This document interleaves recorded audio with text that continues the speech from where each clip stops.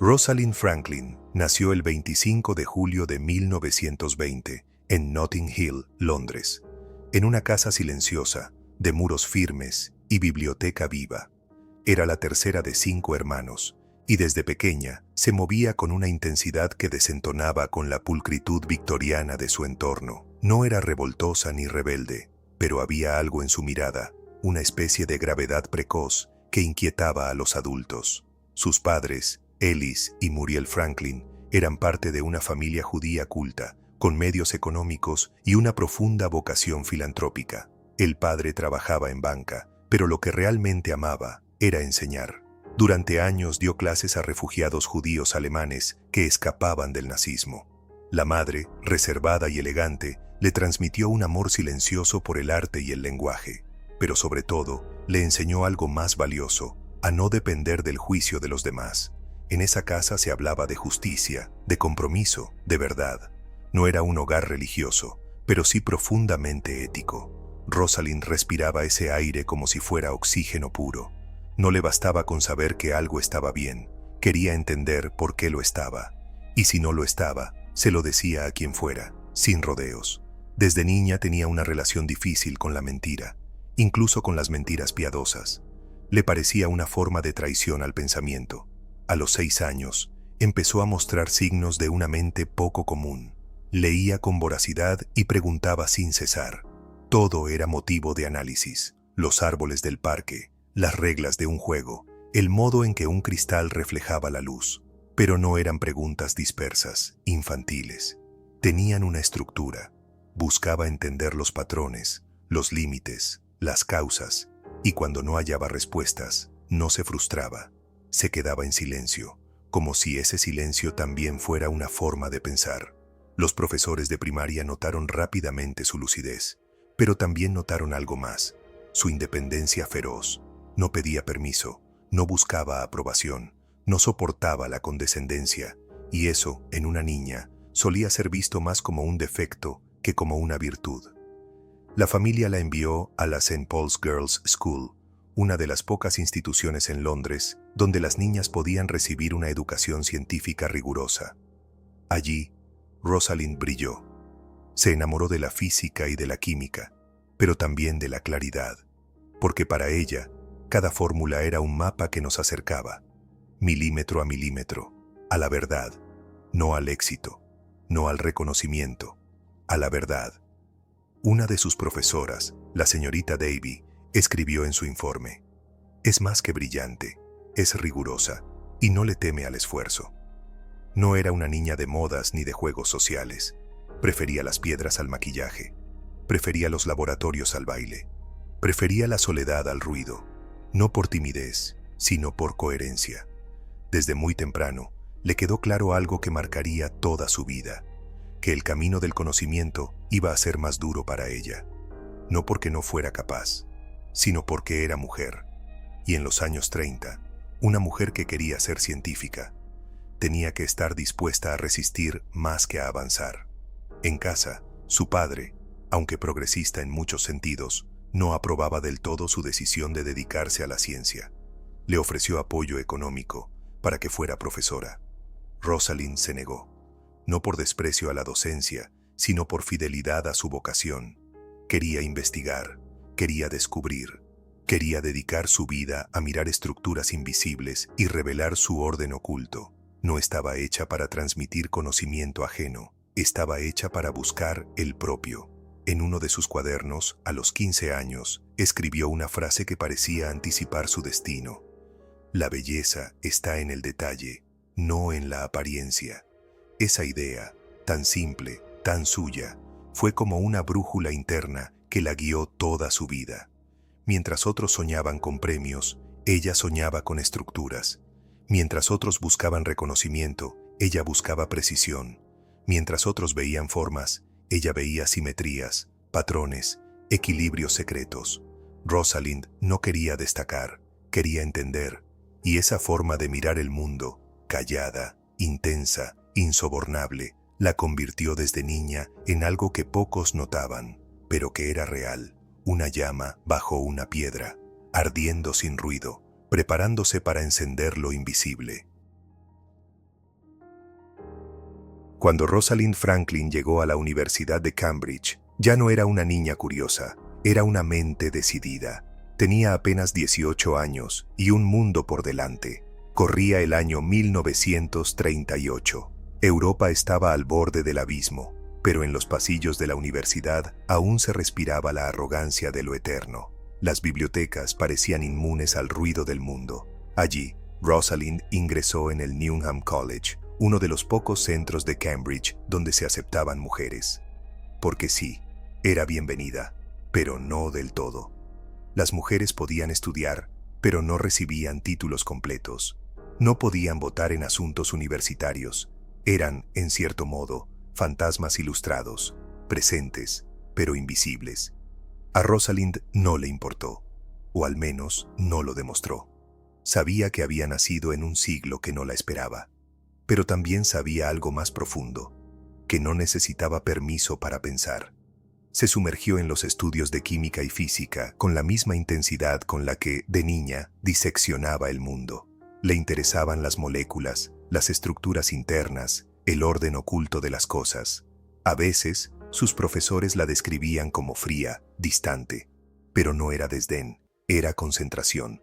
Rosalind no perdía tiempo en cortesías cuando había preguntas por resolver. Después de Cambridge, su camino la llevó a trabajar con el gobierno británico durante la guerra. Se dedicó a estudiar la porosidad del carbón, una tarea tan poco glamorosa como crucial. Su trabajo ayudó a mejorar los filtros de las máscaras antigas utilizadas por los soldados. No era ciencia de premio, era ciencia que salvaba. Pero aún no había encontrado su verdadera herramienta. Aún no sabía que la luz, esa vieja aliada de la ciencia, podía doblarse para revelar los secretos de la materia viva. En 1947, decidió dar un giro inesperado. Se mudó a París para trabajar en el Laboratoire Central des Services Chimiques de l'État. Allí encontró algo que no había sentido en Cambridge: libertad, respeto, igualdad. En el laboratorio francés, los científicos no la trataban como a una excepción, sino como a una igual. Fue en ese entorno más horizontal donde conoció la cristalografía de rayos X, y algo en ella hizo clic. La técnica consistía en bombardear cristales con rayos X y analizar los patrones de dispersión. A partir de esas manchas difusas, espectros, ecos, sombras, se podía deducir la estructura atómica de las moléculas. Era una ciencia de lo invisible, una forma de ver sin mirar. Rosalind se enamoró de esa herramienta, porque la obligaba a pensar en imágenes, en patrones, en simetrías.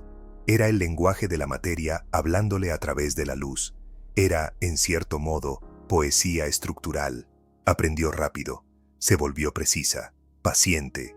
Dedicaba horas, días, semanas a ajustar una muestra. Cuidaba cada paso con un rigor casi religioso. Para ella, la verdad no estaba en la velocidad, sino en la nitidez. No le importaba ser la primera en llegar, sino la primera en entender. Y en ese proceso, su carácter se afiló aún más. Era directa, intransigente. No soportaba la mediocridad, ni en los demás, ni en ella misma. No tenía tiempo para diplomacias. Su lenguaje era el de los datos, el de los átomos. Pero su rigor no la hacía menos humana. Le gustaba caminar por París, hablar de literatura, visitar museos. Tenía una vida fuera del laboratorio, aunque rara vez lo decía. Era reservada, sí, pero no inaccesible. En cartas a su padre, aún firmaba como tu Rosy, con ternura y convicción. Sabía que aún no era reconocida, pero intuía que iba por el buen camino, que estaba más cerca de aquello que había estado buscando desde niña. La forma interna de las cosas. Cuando en 1950 regresó a Inglaterra, lo hizo con una nueva herramienta, una nueva mirada y un nuevo objetivo. Porque en lo profundo de la materia, algo la llamaba, y ella estaba lista para verlo. En 1951, Rosalind Franklin regresó a Inglaterra. Había estado 2 años en París, rodeada de mentes brillantes, sumergida en un ambiente que respiraba ciencia, pero también respeto. Allí, la trataron como una igual, no como una excepción. Volvió con una misión: aplicar sus conocimientos de cristalografía de rayos X a las moléculas más esenciales de la vida. Fue entonces cuando aceptó una plaza en el King's College de Londres. Lo que no sabía Era que estaba entrando en un terreno fértil para la historia, pero árido para el alma. El ambiente allí era diferente, más competitivo, más jerárquico. Las mujeres, aún en 1951, no podían entrar al comedor principal, ni a la sala de profesores. No era un detalle simbólico, era una constante recordatoria de su lugar, o del que otros creían que debía ocupar. Su laboratorio era oscuro, silencioso, lleno de tubos, placas fotográficas y haces de rayos X que viajaban a través de las fibras del ADN. Rosalind se movía entre esos instrumentos como una artista con su paleta, paciente, precisa, obsesiva, pero también con una belleza interior que pocos supieron ver, la de quien busca comprender sin adornos, sin teorías infladas, solo con hechos. Fue allí donde tomó la famosa fotografía 51, una imagen en blanco y negro, una silueta borrosa, como un eco atrapado en la emulsión. Pero para quien supiera leerla, era una revelación. Esa imagen contenía, en su difusa textura, el secreto de la doble hélice del ADN. Franklin, sin embargo, no hizo anuncios grandilocuentes. Siguió trabajando, analizando, esperando tener todos los datos antes de publicar, porque para ella la ciencia no era una carrera de velocidad, era un acto de responsabilidad. Mientras tanto, sin que lo supiera, esa fotografía fue mostrada a dos jóvenes investigadores de Cambridge, James Watson y Francis Crick. No fue un acto de conspiración abierta, fue algo más sutil, más británico. Maurice Wilkins, su colega en el King's College, compartió la imagen sin su permiso, como quien muestra un borrador sin entender su peso. Watson y Crick vieron lo que necesitaban. En pocas semanas, construyeron el modelo de la doble hélice, una estructura elegante, perfecta, icónica, y en 1953 lo publicaron en Nature. En el mismo número, unas páginas más atrás, aparecía también el artículo de Franklin, con su propio análisis, sin adornos, sin celebraciones. Muchos leyeron aquel número como si fuera un triunfo compartido. Pero el tiempo reveló otra verdad. La piedra angular, la imagen crucial que permitió aquel modelo, había salido de sus manos, de su lente, de su mirada. Rosalind, sin embargo, no protestó públicamente. No porque no entendiera lo que había pasado, sino porque su carácter no era el del escándalo. Ella sabía lo que había hecho y siguió adelante. En sus libretas, en sus anotaciones, uno puede leer más que datos. Puede leer silencio, dignidad, una forma de comprender el mundo sin necesidad de imponerse sobre él. Y eso la hizo aún más difícil de clasificar.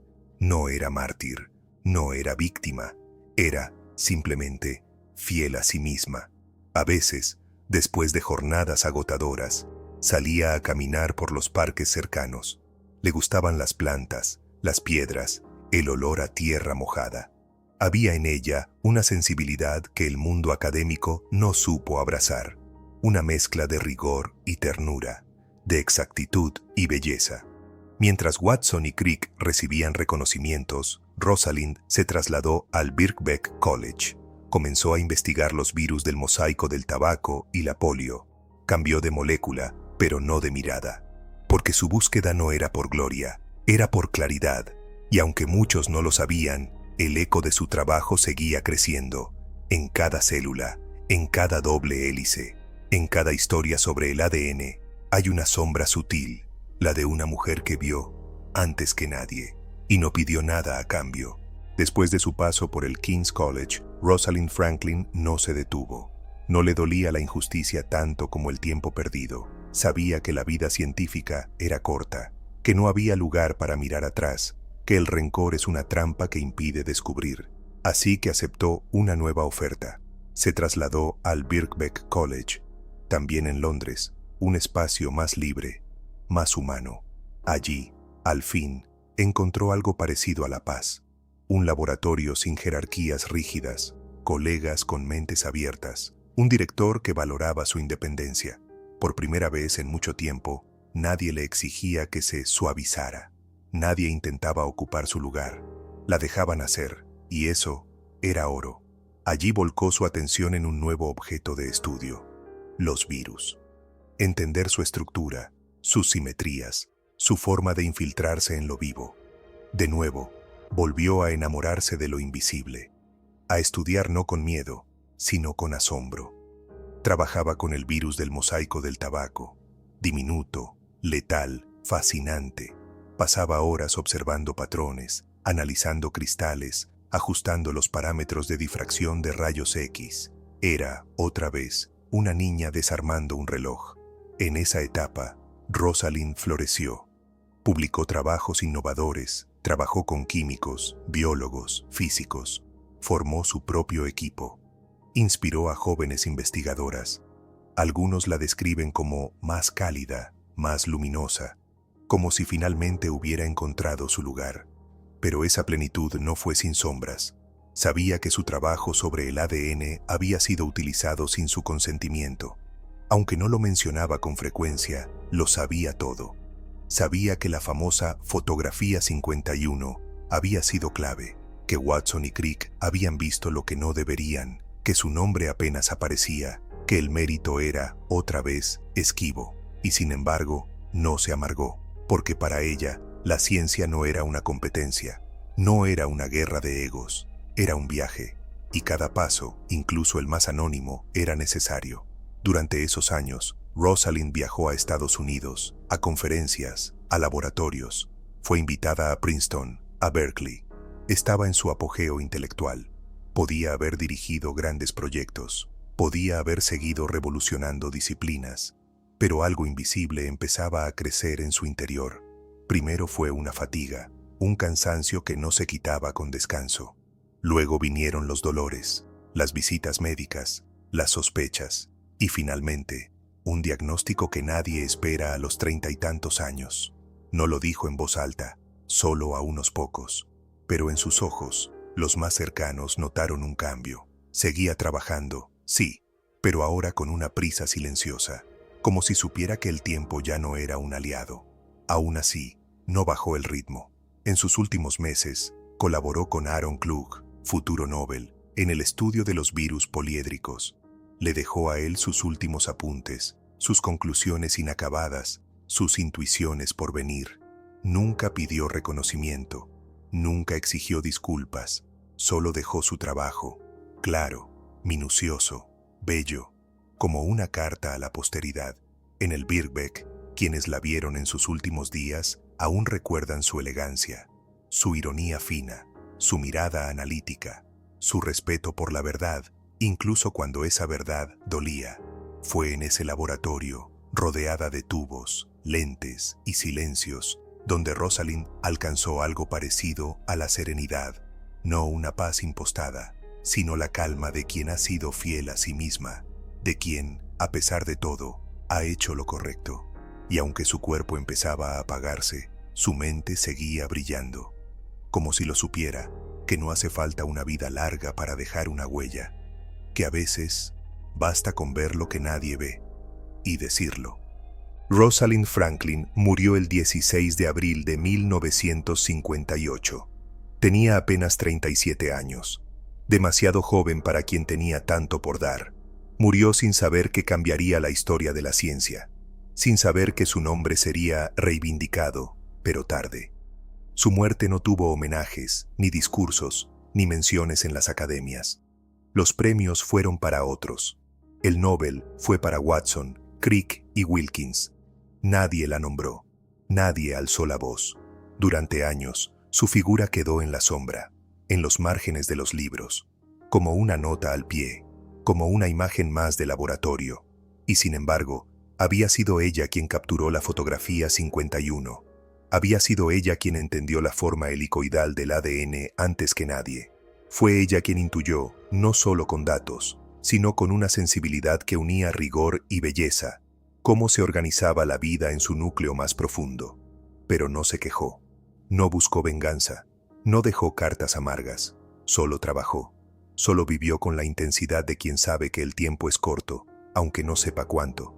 Después de su muerte, el mundo siguió su curso. La doble hélice se convirtió en ícono. Watson publicó un libro donde la retrató como una mujer difícil, testaruda, incluso no femenina. Durante años, esa imagen se mantuvo, hasta que otras voces, otras científicas, otras generaciones, empezaron a mirar con otros ojos. Y ahí comenzó el rescate. Se revisaron sus cuadernos, sus cartas. Se reconstruyó su trabajo. Se entendió, por fin, que no había sido solo una asistente, que había sido central, que sin ella, la genética moderna no existiría como la conocemos. Hoy, su nombre ya no es una nota al pie. Hay becas con su nombre, institutos, asteroides, incluso una estación en Marte. Pero más allá de los homenajes, queda algo más valioso, una manera de estar en el mundo. Rosalind Franklin no buscó brillar, no buscó ser recordada, buscó comprender, con una mezcla rara de firmeza y sensibilidad, con una fe profunda en los datos, pero también en la ética, con la valentía de no conformarse con verdades fáciles. Era meticulosa, sí, pero también era libre, libre para pensar, para dudar, para confrontar el poder, aunque estuviera sola. Y esa libertad es su verdadero legado. No fue solo una científica brillante, fue una mujer íntegra en un mundo que no estaba hecho para ella. Y, aún así, avanzó, no como un vendaval, sino como una fuerza callada, que no se detiene. Hoy, más que nunca, necesitamos figuras como ella, personas que no gritan, pero transforman, que no buscan el aplauso, sino la verdad. Y por eso, este canal existe, para que su voz, y la de tantos otros que fueron ignorados o malinterpretados, siga resonando, para que no olvidemos que la ciencia también tiene alma, y que, a veces, las mayores revoluciones comienzan con una mujer, sola, frente a un microscopio. Gracias por llegar hasta aquí. Si esta historia te tocó, si te pareció justa, si crees que merece ser conocida, te invito a suscribirte al canal, darle like al video y compartirlo con quien creas que necesita escucharla, porque hay voces que no deben volver al silencio, y la de Rosalind es una de ellas.